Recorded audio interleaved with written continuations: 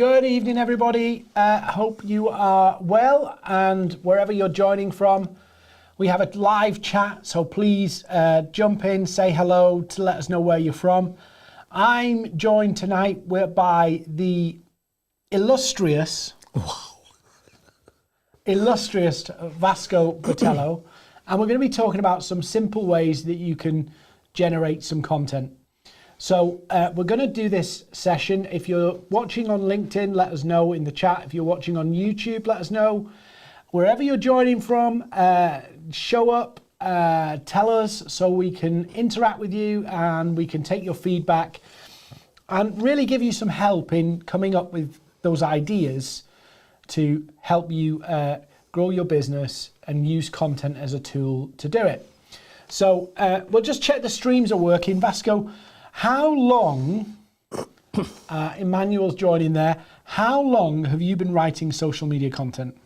I can't remember. Maybe it's the old age, but it's been forever. Yeah. However, having said that, I had what I think most people that are watching us have or experiencing at the moment, which is how do I get content? How do I write content? What type of content do I need to be successful and to be impactful?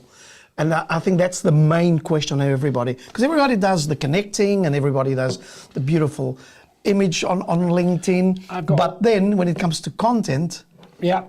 So Vasco, how many pieces of content do you write per week? You got me there. Per week, I would say about 100. 100 pieces of content Vasco produces every week. So we're going to look at how does Vasco do it and how you can do it too, because content is king. And if you're not posting, nobody's seeing you, nobody's hearing anything, nobody's learning anything about you. The world is moving on without you. I just want to say hello to a couple of people. Mark from Folkestone, met Maria from Denmark, Arturo from the US. Where else have we got? Pietro from Ecuador. So brilliant. There's loads of people joining across the channels. Please do add into the chat and start the conversation. Ask the questions. That will be absolutely brilliant. And there's Helena from Plymouth. So so Vasco is writing 100 pieces of content per week, which takes some doing. So one of the things that we're going to talk about tonight is, first of all, how do you come up with the ideas? How do you keep your content or your feed interesting without over promoting? And of course, how do you promote? We're going to do it as a discussion style. So obviously, if you want to take notes, if you want to ask questions, we're going to do this as a kind of discussion style. So please do interact, ask questions as we go. And I'm going to kind of grill Vasco, but I'm also going to chip in every week. So the first thing we want to talk about tonight is what we call the content sandwich. Now, this is a really important principle, and Vasco's actually a pro at this. Yeah, hang on. Which is to mix your content up between two types. The business posts, the things where you've got to get your own business message out, the marketing promotions, those kind of things. And something that's more engaging or more interesting, that's not promoting you as a business. It's not an out and out promotion. Yeah. So Vasco, do you want to talk about what we call engagement posts? Right. Well, one thing I'd like to say is when I started writing content, I went into panic mode. Really, because all of a sudden I thought, hang on, where am I going to get all this stuff? Where am I going to get all these ideas? You know, we've got clients that are in the financial business, fintechs. We've got clients that are in the tech business. We've got clients that are coaches. Mm-hmm. And where do I get content for these people? So one of the things that, in fact, Dean came up with this, is the content sandwich. And this helps you tremendously, okay? It helps you tremendously because it makes your life much easier on what to write. So what happens is, and this is the, let's say this is the basis for all of this, but then you can adapt it more to what you do and how you do it. Doesn't need to be every week the same, but the content sandwich is basically 2 business posts, 3 engagement posts. That's it basically. So your engagement posts are sandwiched Yep. around the meat, which is your content that's about Right. promotion. And the thing is, and the reason, and the example I gave is like all of you, end of the day, and we're speaking to people, lots of other countries, which probably don't have the same tradition as we do in the UK. But in the UK, when you finish your day, you go and chill out and you go to a pub and you sit down like Dean and I are sitting here. So imagine, yes, Dean sitting down, I pop in and I tell Dean a great story about something I did the day, on that day, and we have a laugh. The following day, he does the same on Tuesday, sits down, here I come, sit next to him, tell him a joke. And then on Wednesday, the same, and then on Thursday, on Friday, I say, Dean, you know what I do? I work for MAVERRIK. And I tell him all the great things about MAVERRIK. And he'll listen to me because I've been great during the week. Now imagine the opposite. On Monday, I talk to you about how great MAVERRIK is. On Tuesday, I talk to you about how sexy MAVERRIK is. On Wednesday, how beautiful MAVERRIK is. On Thursday, he's going to kick my ass out of that pub. Basically, that's it. Go away, isn't it? Yeah. So, and you find actually, whilst it's not about the algorithm, you find that the things that are not promoting capture people's interest more than the promotional content. But because they're engaging and interested in some of the things you're sharing that maybe they're relevant, but they're not out of the target audience. And we'll give some examples in a minute.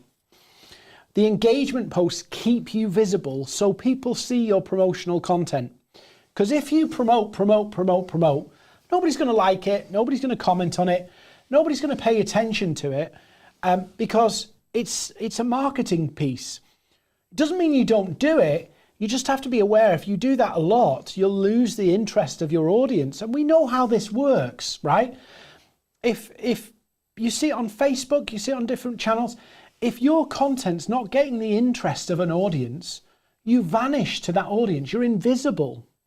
And the moment you lose that interest of the audience, you've lost it. Yeah. Forever, it's gone. Well, you can get it back. Yeah, but it's going to be hard work. Yeah. And the thing is, when, in some later webcast we do, you'll be talking about messaging and so on. And this is important for you to use as leverage when you get into that stage. Yeah. So first things first, the content sandwich. In other words, put interesting and engaging content around your more promotional content. So sandwich it with the business posts in the middle between them. So this week it might be Monday engagement, Tuesday business, Wednesday engagement, Thursday business, Friday engagement. And then the week after, it might be business engagement. Oriel's got a question, but we'll come to that. Oriel's asking about the taste. So just before we answer Oriel's question, and we'll put it on screen in a second, some types of engagement posts. So engagement post number 1 could be a topical industry or news item where you're asking people what do they think of this story. Yep. Yeah?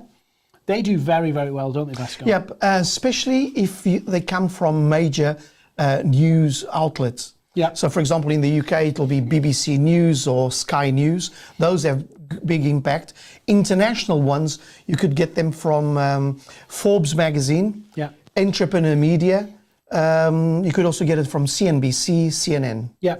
So the idea with these kind of engagement posts is you curate a discussion. So if there's a piece of news or an insight piece that is relevant to your target audience, you curate the discussion with a news item or article. And then all these new pieces that you also get should be relevant to what you do. Yeah. So for example, if you're a coach, you're not going to talk all the time about going to the beach. No. Because then you're going to be known as the beach guy. Yeah. So news that's relevant. Yep. Then we've got what we call the personal posts. And that works very well as well. So family. So life. on Monday you could talk about something that you did on the weekend with your family, something that happened on the weekend, like for example, we just had the Jubilee, the Queen, and Paddington Bear. And then on Friday, you could talk about how great it's going to be the weekend also, and what you're looking, I'm going to do surf, I'm going to do diving. And the idea is you can mix up the engagement posts, so you wouldn't do personal all week. Oh no, never. You do a mix. Yeah, because then it becomes, again, you become known for that. Yeah, and then people love your personal stuff, but you actually drift away inadvertently from your topic. It's like talking about coffee on Monday. Great to have coffee because I need caffeine for the week. And you can't talk about coffee every single Monday, can you? So that's the first. So we've got curating news and newsworthy content. We've got personal content. We've got maybe quotes and inspiring information. That also works quite well. Yeah. And it's quite impactful. Yeah. So I however, like to share quotes in an evening. I'll share a quote late at night. There's another interesting thing, which is we know that at the moment PDFs are very well liked. Yeah. So for example, instead of showing it as an image, show it as a PDF. Yeah. So LinkedIn seems to like PDFs. So if you share a PDF, it does better. But inspirational, motivational stuff does well. Obviously, that's relevant to your target audience. So I talk to a lot of business owners. So a lot of my content is about my motivational stuff that I share is quotes that I've seen that I think that really intrigued me, that really motivated me. So I'm a business owner, so maybe it'll motivate other people. So there's those. Then we come to polls, and then I'm going to go to Oriel's question. Okay. Oriel's question is coming up in a second. Interesting you talk about polls, because polls are one kind of content that can either be engagement or can be business. Yeah. But also, apart from being business, it can mean that you can get from it prospects and leads. So Emmanuel, I'm not sure, Emmanuel has said something there, but I can't see the comment that's come back. But Oriel's question, I have a question about the content sandwich. So the content, I made a schedule what type of content to post every day of the week according to content sandwich as well as TASTE acronym. Is it okay to repeat the same type of content once per, can we see the rest of it? Or can you just take it off screen and I can see it? Is it okay to read the same content once per week? For example, the same type of post every Monday. Oriel, it's absolutely fine to repeat the same type of posts. But what I'd encourage you to do is once you've got through, we're going to steal some thunder here. Once you've got through, say, a bank of, say, maybe 6 to 7 weeks worth of content you've created or shared, instead of going back, instead of going forward and trying to make more new stuff, take what you've done for the last 6 weeks and go, what was good about this? What was bad about this? And take it and improve what you've done previously. So not copy and paste the same thing, but go, this was a good point I made here. How can I expound on it and the revamp or share it again? Can just be the image. Yeah, it could be a revamp. It could be a reformat, but fundamentally it's the same post. It's just maybe tweaked a little bit and improved a little bit based on how it performed and how the impact it had. So engagement posts are all about breaking the feed up, and think of it like a structural pillar on your account. A structural pillar holds up your account so that when you do promote, it doesn't harm you. And the thing that you have to remember as well is that don't try to use any of the posts, both engagement and business, to sell. What you're doing is creating curiosity. What you're doing is creating traction and engagement for your brand, for your personal profile and your name. That's what you are doing. Don't try and sell there. And what I find is people, for example, I can't write anything this week. Why? Because they're thinking, I'm going to sell my product or my solution. Do you know what? Some days I've done posts, and I'm just looking on my LinkedIn. So earlier today, 3 hours ago, I put up a post where I just took a screenshot of LinkedIn where there was a glitch on LinkedIn. And I asked, is anybody else getting this today? I got 14 comments on the post, 14 comments, 1,334 views, and that's my third post of the day. Now, I'm not saying you post 3 times a day. I choose to post 3 times a day. But that was my third post that I'd done, and I literally just asked people to... and no hashtags, nothing. Nothing. So those engagement posts are just about curating the discussion, and they act like structural pillars to keep your account visible and to keep your post visible. Good point there. Mette Maria there has just put, one of my Instagram accounts is only about coffee culture. I think that's fine as a theme, Maria. Sorry, my eyesight's horrendous there. Mette Maria. I don't know whether it's Mette and Maria Gilverson is the surname, so apologies if I've got that wrong. But Mette, what I do, absolutely fine. That what you're doing there is a theme post, which is absolutely fine. So when their engagement post part of the content sandwich. Now, when we come to promotional posts, there's obviously, hey, buy our stuff, which is Vasco says doesn't work very well.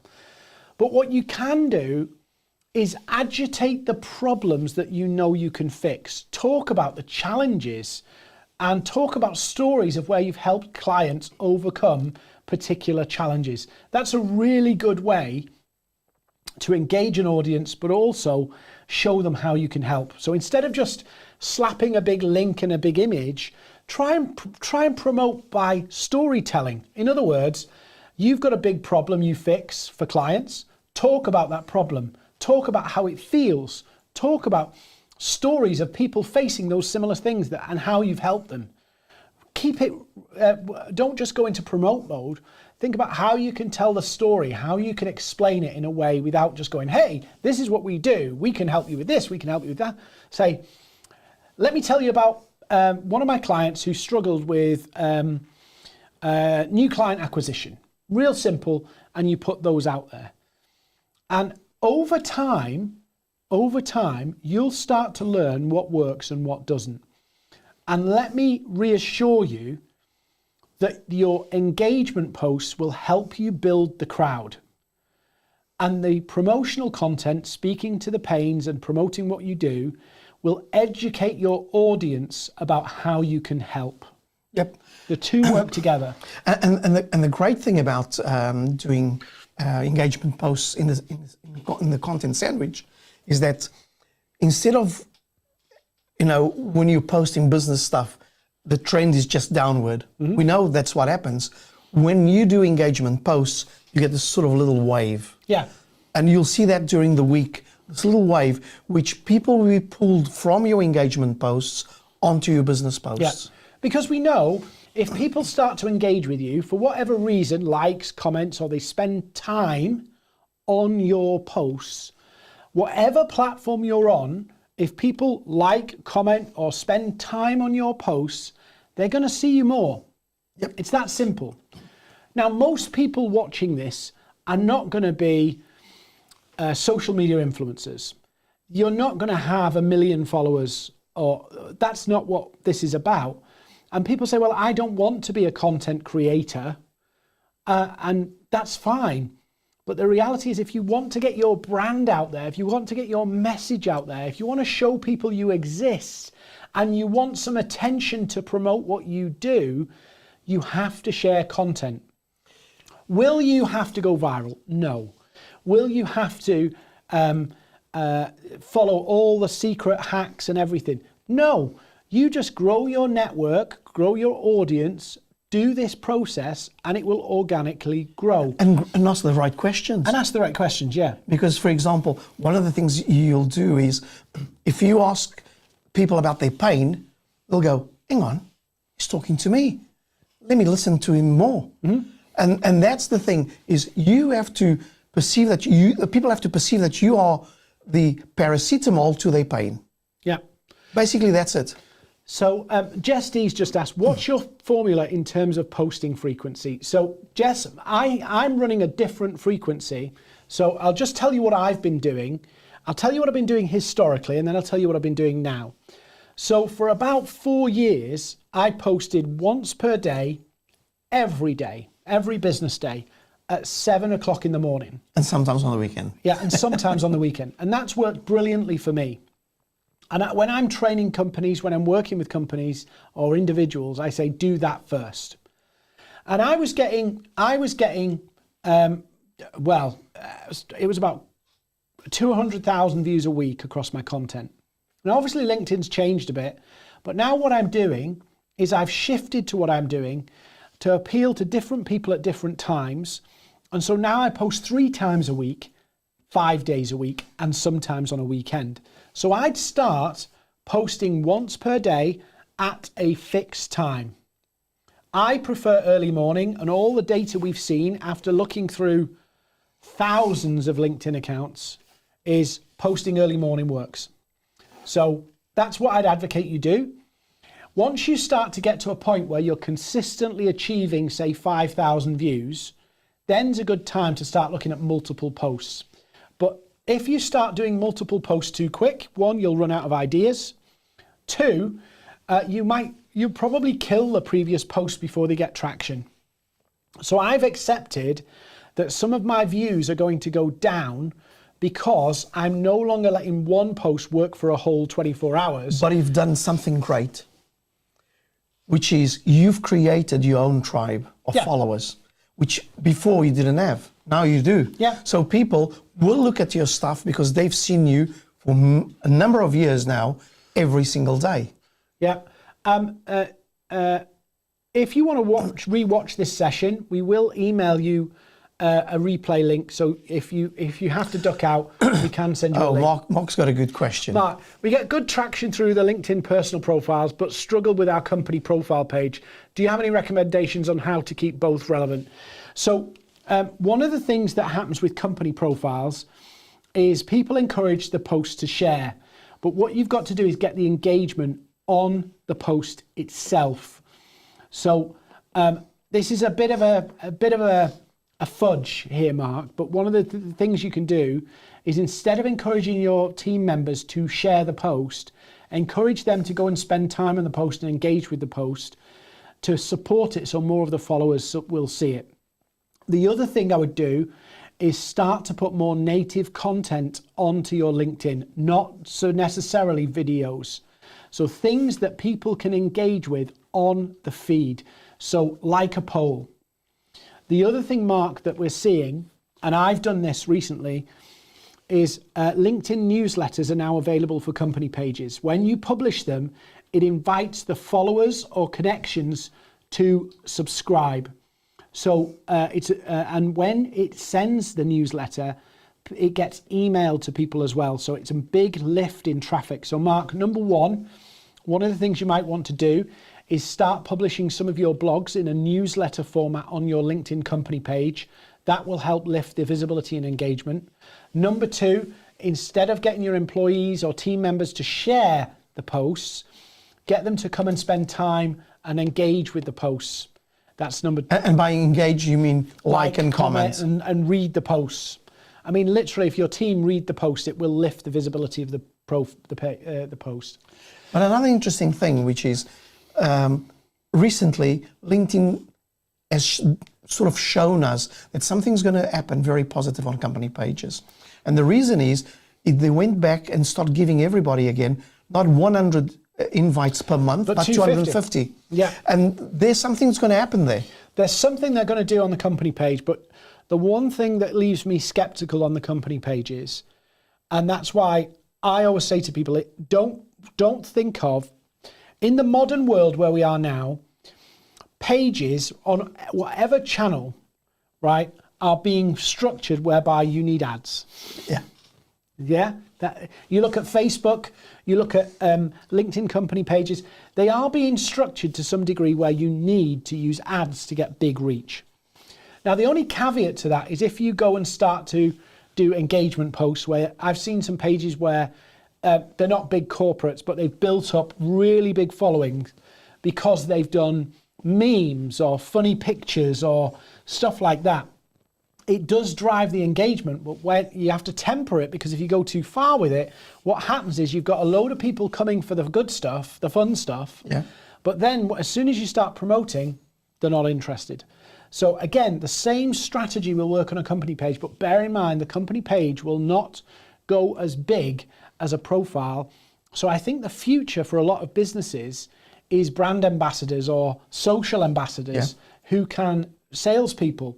I was talking to somebody the other day, and they were, high up in some of the big social media companies, and they said, we see that salespeople will have to become marketers. They'll have to be, and they will in the future be hired for their network and their reach alongside their sales skills. Interesting you say that, because 2 weeks ago, I was reading something about that. In the old days, you would be hired for your Rolodex. Or your black book. Or your black book. That's how you hired. How big is your black book or your Rolodex in the US?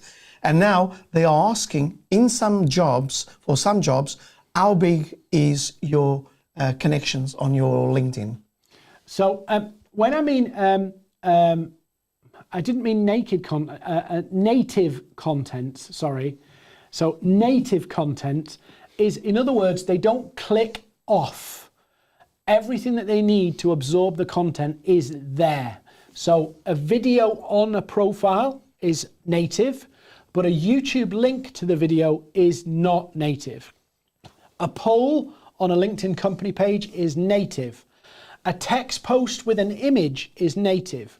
A newsletter article is native because it can all be consumed inside the platform. We have seen if you consistently push people off the platform, I don't think it's a punishment from LinkedIn or any channel. I think it's just the nature of how it works. People move off the channel, they read it, they come back and they don't engage with the post itself. So they go off platform. I'm sure the platform doesn't like that to a degree. Well, no platform's like that. They do everything for you. If you look, right, I don't want to distract you here, but when you click a link on LinkedIn on your mobile, so when you do it on your mobile and you click a link, you actually go through on LinkedIn's own browser. You stay inside LinkedIn on your mobile. So inside the platform still. So even though you're going to YouTube, you're actually still in LinkedIn's browser. So they've still got you. Yeah. But on desktop, when you click, they say, you do realise you're going out. LinkedIn. Do you still want to continue? And that's a hint of what they want. They really don't want you to move off of LinkedIn. And the thing also is, if you do everything native, nobody leaves the platform, so you get more reach. I do a mix. Because there is stuff I want to take people to, but I think if you do everything links wise, you do suffer. Yeah.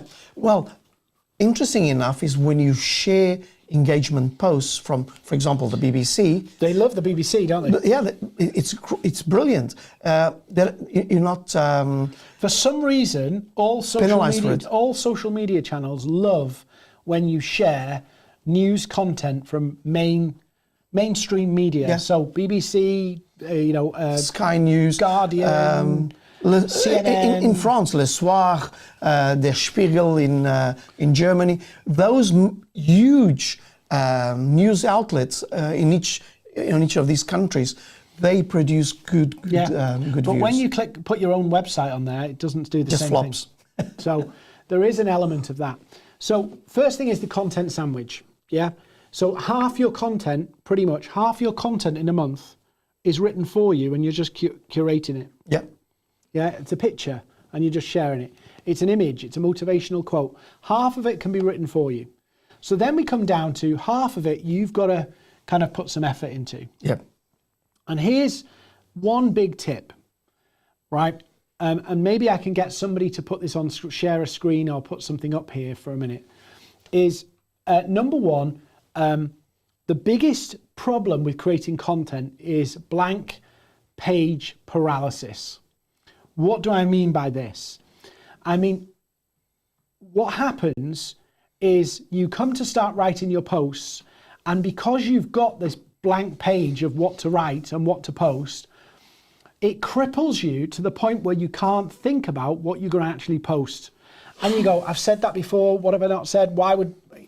And you go through this whole process where it's almost like you've forgotten everything you know. And that's common to whoever it is. I have it sometimes. But here's one way that you can avoid this. And it's real simple. Is brain dump everything that you do, even minuscule tasks for clients. Anything.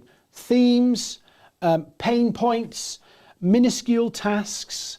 Anything that you're doing, it doesn't matter how stupid it is, write them all down. Everything from remembering how to process an invoice, everything, yeah? Write it all down, just brain dump everything. And then pick out of that some key themes that you know are relevant to the audience and to what you sell. So just brain dump everything you know about things, everything. Yeah, so you go, in my business, I help clients. Why do they need that? Why do they need this? What's the common things that you see clients asking questions? What's the common reasons why they come to you? Clients may have tried and failed at that you've helped them fix. Just brain dump everything and just keep that piece of paper. And as you start to write content, guess what? You'll get more ideas. And you just keep writing, and keep that almost like as a book of content ideas. And you can also go to that sort of thing, which is the 3 things that, the 4 things that. But the first challenge everybody has, you must have it sometimes, is what the hell do I write? And it's a blank page paralysis. If you create a scrapbook or a little wire-bound book or a little notepad, and every time you get an idea, put it in the notepad. It doesn't matter how silly it is, because when you come back to writing posts, your brain has some inspiration. Yep, it works as a spark. Yeah, it's a spark. So you need to have that. Write it down. Go and look at other accounts that are in your sector, right? I'm not talking about stealing their content. I'm not talking about just that looking at all. for inspiration. Inspiration. Oh, they talked about that. I see that too. Maybe I can do my version of that. I could write a post like that. Not copy and paste, not stealing, but using their content as ideas. And the great thing is, you can judge the success of their posts and go, oh, people seem to like that idea. I'll try and make my version of that. And there's another very important thing, which I'm sure all of you are going to think about this as well. Don't overthink. Yeah. Because, if you start thinking, what are people going to perceive from this? What they're going to say? You'll get nowhere. Just do it. Do you remember, I'll tell you, this is a really funny conversation. Oh, hi, Destiny. Hello.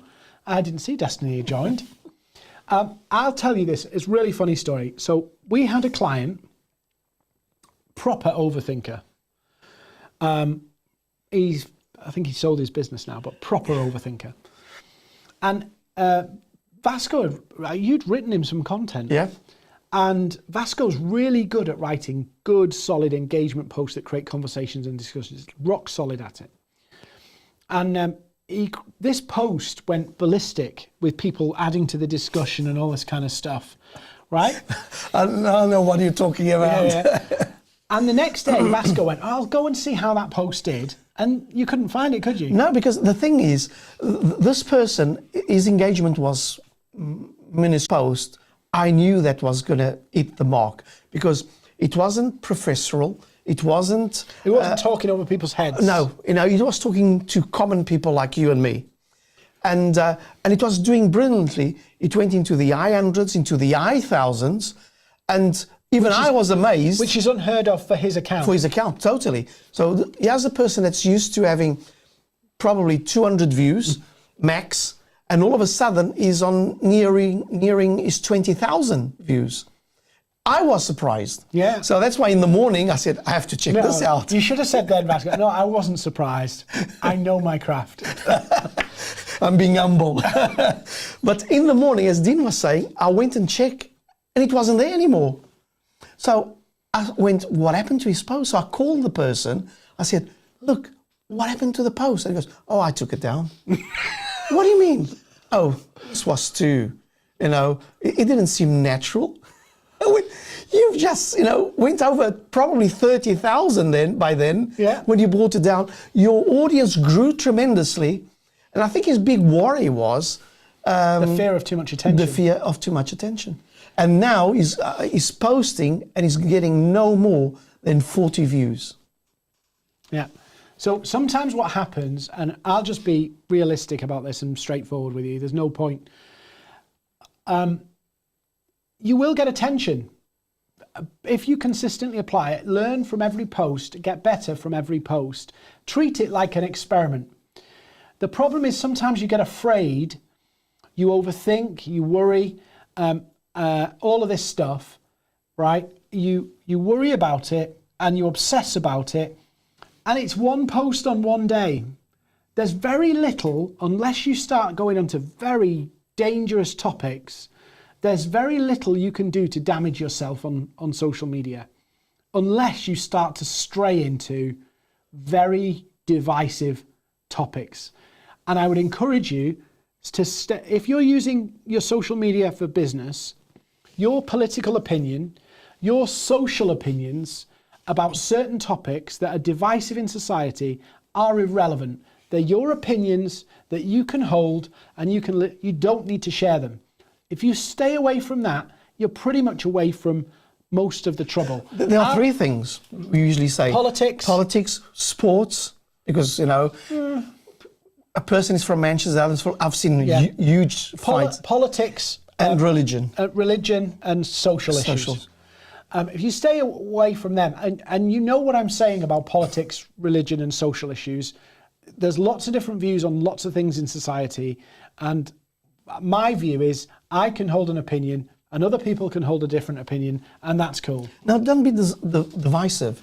You should be promoting positive things that look good at you as a person, that looks positive in terms of the brand you represent, and looks positive into the solution that you're trying to sell. Yeah, so I'll give you two examples of I've had two examples recently of what you would fear and worry about, what makes people overthink. I've had two individuals come and attack me on social media. And this is what happens, right? This is recent. And by the way, you grow a much thicker skin to it after it's happened a few times. The first time it happens when you're attacked on social media or somebody disagrees with your content, and I'm going to, mental note, we're going to talk about when somebody disagrees with you in the comments. I'm not talking about legitimate disagreement. I'm talking about when somebody attacks. So I've had actually three recently. The first one was some guy who I'd never met, never had any interaction with, who, when you looked at his activity, was basically going on, and pretty much 90% of what he was doing was negative bitching, basically, about other people and other things. So I was like, oh, take it with a pinch of salt. But he took issue because I put, I believe in this 1,000,000%. Now, of course, I know you can't have 1,000,000%, but he took it literally and went, you can't have 1,000,000%. I said, I know, it was a metaphor. And then he went, I would never trust a business owner who doesn't understand 1,000,000% isn't real, you can't be achieved. And I'm like, what the hell? So that was one example. Those ones are like, oh, don't entertain them. They're just there to grump and make everybody else as miserable as they are. The second one I had was, I did an article about how to blow up your LinkedIn, and I can't remember what it was, blow up your LinkedIn and get more views or something on your content. It's something like that. And somebody came at me saying I was advocating terrorism. And I was like, are we on the same planet here?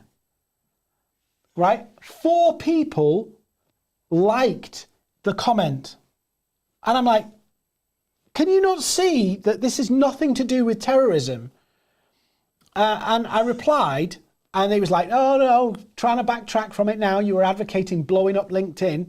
I'm like, no. So I eventually replied and said, it's foolish to take the people out of context, and it's foolish to play with people who take things out of context, and just left it alone. and they'd gone away.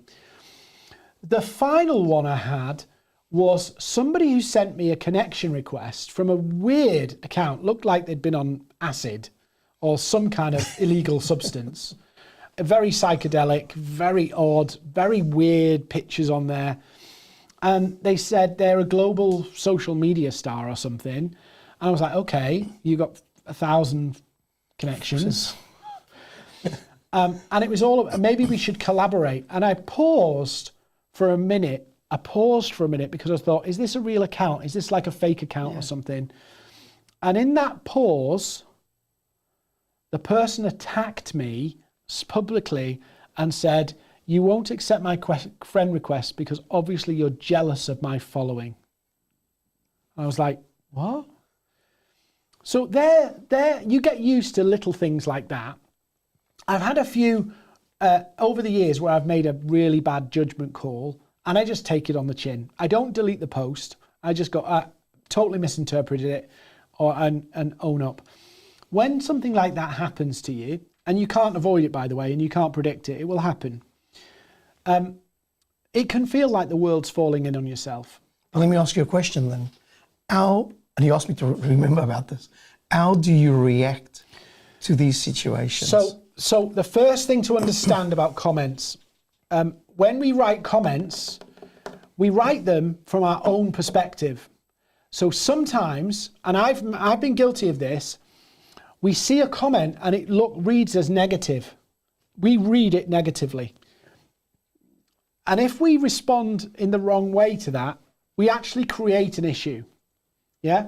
We actually create an issue that it doesn't exist. Sometimes people write comments in a way, one, that we don't understand, or two, that we interpret differently to them. So the first thing I would always do, if you think there's a prickly comment there, and go, how do you mean? Yeah? Yeah. Or can you expand on that? Ask them that question so that you can make sure you're not reading it from your own perspective. We've done this on email. You get an email from somebody, it's short and sweet. You think that was rude. No, they were just busy and short and just got the information over as quickly as possible. Yeah.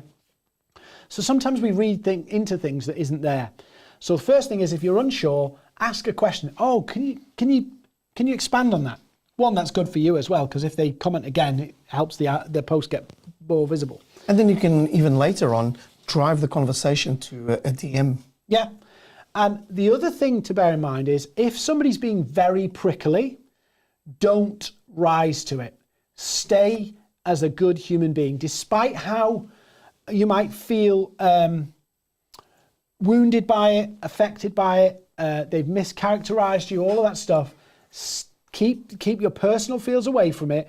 The reason being is, if that post goes up like a rocket, your good nature will be there for all to see. And so if you're being a good human being, responding to somebody who's not being a good human being, the world will see it for what it is. I know we hear of people being attacked on social media and it destroying their lives and all. Usually that's because they've done something not so great. There's no smoke generally without fire. But if you're being a good human being, it's no big deal. Now, going back to topic, you've had one like that. and the funny thing is that everyone then took over and defended me, and I did nothing. I had thousands of comments. I had no problem on that. Now, the interesting thing about all of this is that as you become more and more visible on LinkedIn through your content. I mean, we've just done a doom and gloom there. But you're going to get lots of this. This might happen to you once or twice a year. That's it. And because you become more visible, this will happen. Yeah. So just let it die. It'll go away. The following day, you got another post with other comments, and it's just, you live on. Nothing's bad's going to happen to you. As long as you stay away from the divisive issues. Yeah. That's the most important one. So do we have any questions? Any questions about writing the post? We had one about taste. Remember? Taste, yeah. So taste is just a simple way. Do you remember you wrote that brain dump of ideas in a little journal or notebook? Taste, as I think it was Oriel, said, taste is a real simple process whereby different types of posts you can do. So, Vasco, talk us through taste. I can't remember everything off by heart. So, first one of taste is teach. Can you teach some people something about their world that maybe they don't know?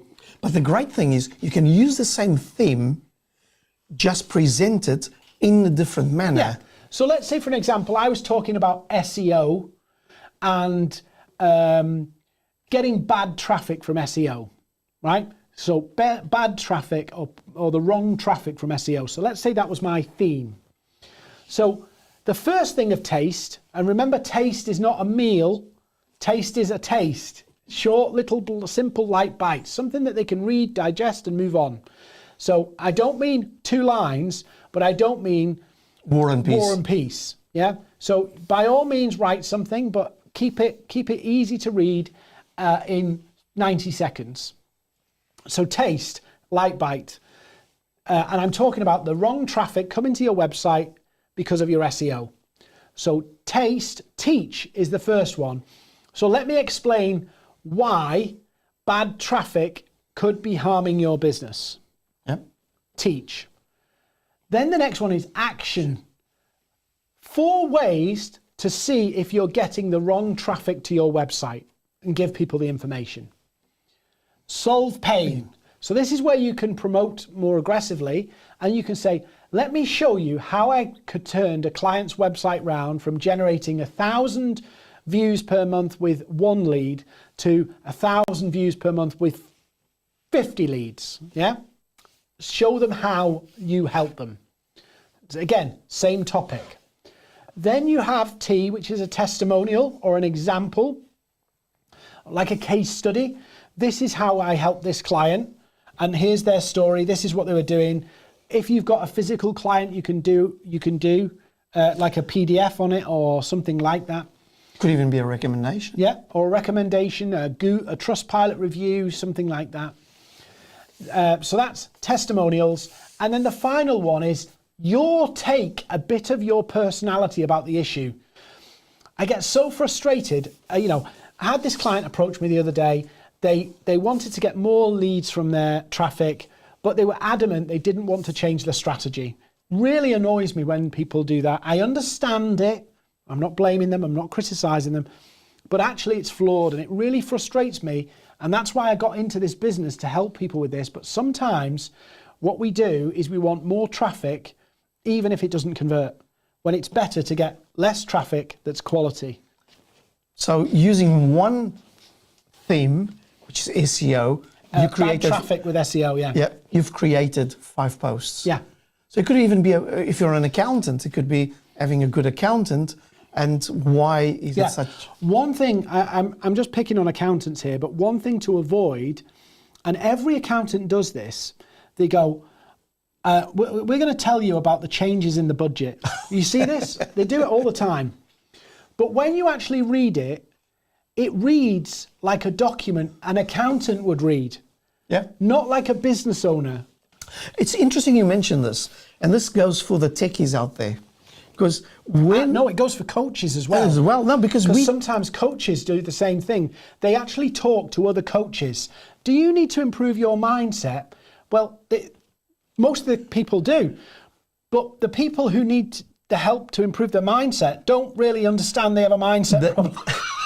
No, because then you run the risk of talking another language. It's called geek.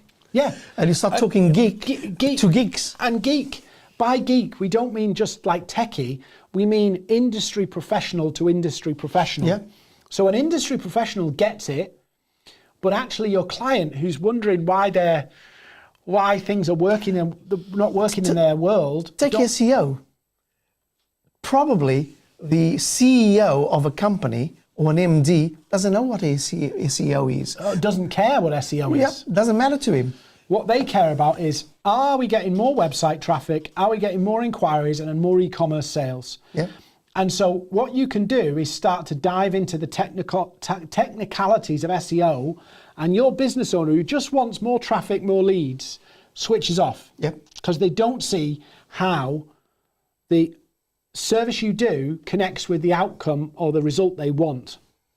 And this is why it then becomes good policy for you to reread or even ask someone else to read and see if they understand what's in there. Yeah. Because you run that risk. And if you get stuck for ideas, what I'm going to do is I'm going to share screens now, and we're going to load up YouTube, and I'm going to just give you some quick tips.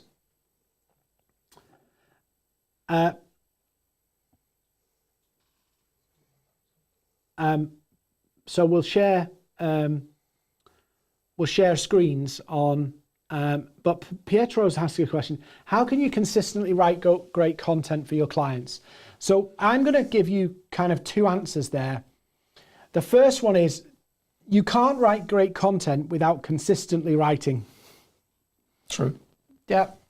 A lot of people have this issue, and what they do is they spend too much time writing and not enough time posting. Yeah. And you learn on the job. So we'll load up YouTube. So the first thing is, this is the great thing about being live. You learn. You will learn from practice. So what we're going to do is I'm going to put in SEO or get more leads from website.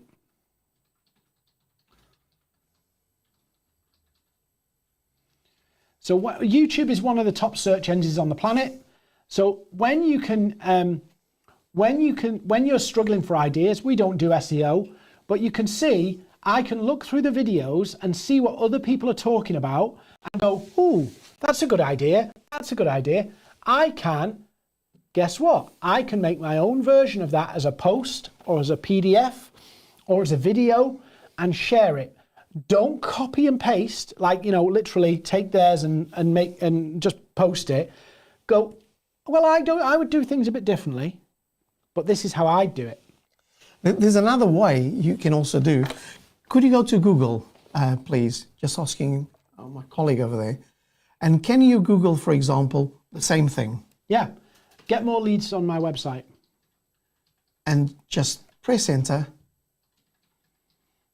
And this we tend to forget. And now click on news. And there you go. And sometimes you're looking for ideas when these ideas are in front of you. Yeah. And regarding this, how many pieces of news are there on the top? There's 52 million. 52 million. So we're not saying steal somebody's content. What we're saying is there's nothing new under the sun. There's nothing you can create that's going to be 100% original. Yep. Somebody will have had that idea somewhere else in the world. But that will inspire you to write something original. But then you can go, absolutely, I know this. I tell people this, but why have I not thought about it? Right, I can tell it in my own way. Even companies that manufacture screws, for example. Yeah. If you type in manufacturing of screws and the advantages, do that, you're going to find, hang on, I never thought of this. There's nothing new under the sun, yeah? Nothing new under the sun. The only thing that makes a post original is when it comes from you and you believe in it, and it's what you would advise a client. If you just take somebody else's content and share it, or steal it, actually it's not you, it's somebody else. So the key thing is, if you use that for inspo, it's your version of that. What would you say to clients? How would you advise clients? And what would you share on that topic? It may well be that you actually come to completely different conclusions than what you find, but they just prompt your idea and go, yeah, I know this. Why have I never thought about sharing about this? And you'll merge it with your brand, you'll merge it with your mission and with your vision as well. So Pietro, one of my accounts is a client that sells cars. They have very limited offering of just 5 cars for the same brand. I've produced 2 years of content for them, over 2,000 pieces of copy, but it seems like the ideas are running out lately. What can you recommend for this situation? So first of all, Taste. Yeah. Break the car down. If we think about it like a car, right? Break the car down. Yeah.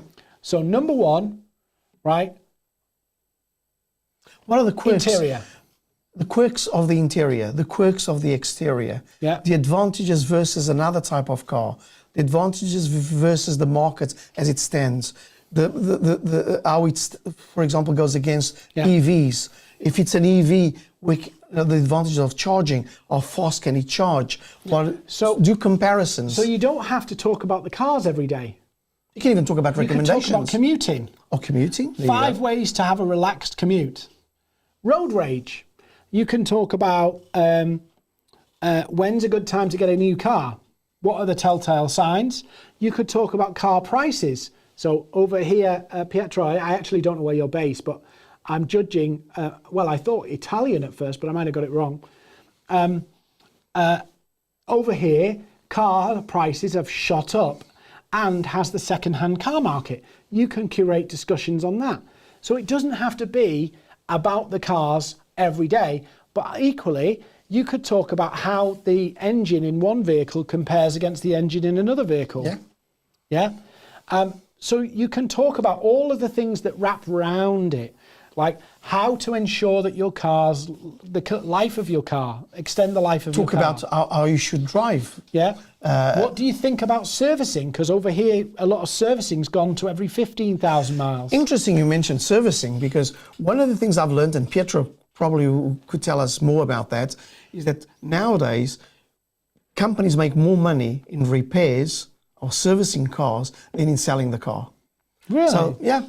So it's like, you go to watch a movie and they make more money in selling popcorn than on tickets. Yeah. So one of the things you can talk about is, the advantages of having proper servicing and how the servicing of those cars are done and the advantages that drivers get. So look, we're gonna wrap up here, but I've got a session a week on Thursday.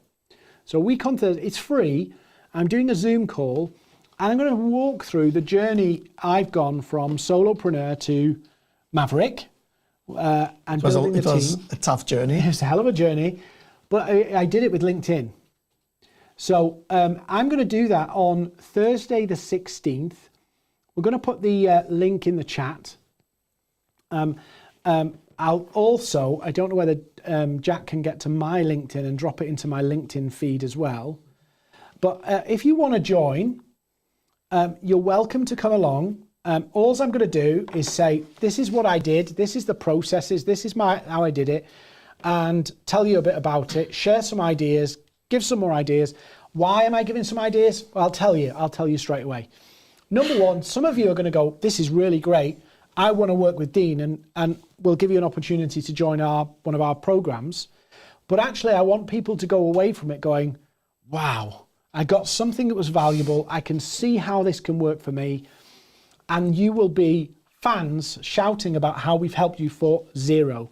Some will want help, and that's brilliant.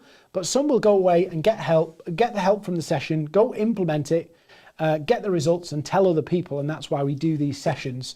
So look, if you want to come, the link is in the chat. Do sign up. Also, come find me on social media. I'd appreciate, come follow me, connect with me. That would be brilliant. Love to see you, get to know you all a bit more.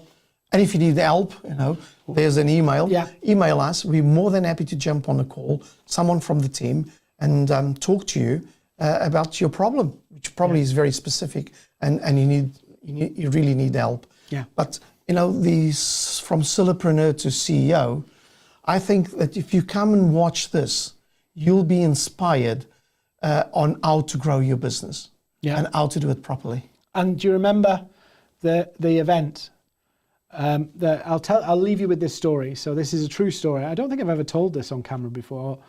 There was one particular time, and when we were building the business, we had a few rough periods, but a few tough patches. And there was one tough patch, and we were like way short on money, way short. Cash flow wasn't. Cash flow wasn't flowing. And I said to Vasco, we were sat in a car, and I said to Vasco, I need 13 grand by the end of the week. Otherwise, we're stuffed. And we were driving, discussing that. And we sat in the car, and I went, do you know what? We're going to do this. And we just went all in on it. And we got... And today, that idea that we pushed is about 40% of Maverick's revenue. Yep. And the interesting thing is we needed 13 grand, we made 13 grand. Yeah. We celebrated, by the way, at KFC afterwards. Sometimes it's just the focus. Yeah, it's just the focus. So I'm going to share some of these stories, but also how I did it, how we put something together, and how I kind of backfilled, because we didn't have investors, we didn't have any. I'm from working class background. I had to kind of engineer everything and build the plane while flying it. No, you bankrolled the business without money. Yeah. So we're going to talk about all of that stuff, but also how we got the clients, how we built it up, and share some of it. It'll inspire you, it'll give you some encouragement, but it'll also give you some practical tools you can go away with. So if you want to join, links in the chat. If you're struggling to find the link, come to my LinkedIn profile. You'll see this graphic on my feed, and the link's in there to register. Awesome. And the other interesting thing, sorry to budge in, come on. They want to go home, Vasco. No, they don't. They want to listen to this one. Is how did you take a business that was just 5 people? Well, it started with 1, me. Yeah, but from 5. From 5 to today, we have over 50 people. 47. Just, and we've got... No, it's 47. In total? Yeah. Well, there you go, 47. 47. And in 2 continents? Yeah, in 2 years. In 2 years. So, but we'll talk about that. So if you want to come, you'll be most welcome. There's no charge or anything. We'll just share some ideas. But thank you for joining us. Come find me on LinkedIn, Instagram, Twitter, wherever. It'd be great to get to know you and see you on the feed. And we'll be back next week for another session on Tuesday. And then Thursday, we're doing the Zoom call where you can all come along and we'll interact together. It'll be me on camera, you on camera, and we can do it all. There is only a few places, because we're doing it on Zoom, we have to kind of keep it under control. I think like 300 people have already tried to get in. So so it'd be great to see you. So thank you for joining us. I'll see you on social media. From me, Dean Seddon, and from Vasco. Thank you very much.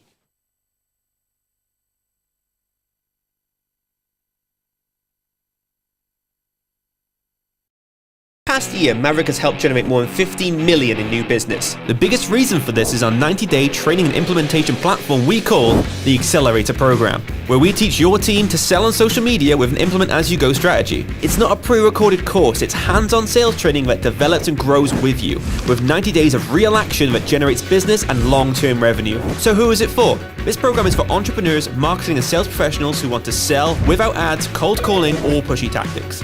A better way of selling with real steps to take, which speeds up your sales process without burning any bridges. These are just a few examples of results our members have achieved using the Accelerator. As you can see, the Accelerator isn't about quick wins, it's about building a better sales process. If you'd like to learn more, just book a call with the MAVERRIK team and we'll show you how the Accelerator program can win you new business.